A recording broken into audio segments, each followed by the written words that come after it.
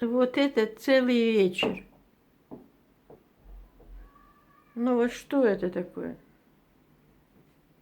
Детей у них нету. Шарик какой-то бросают по полу. И как они мне потолок испортили. Какой у меня был идеальный потолок.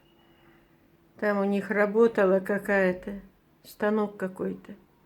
Ремонтировали когда. Вот все, потолок мне испорченный.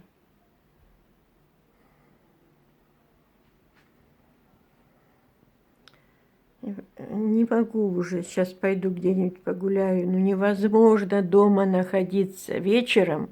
Днем их нет, они на работе. Вот после 6, как приходят, это все начинается. И ночью тоже.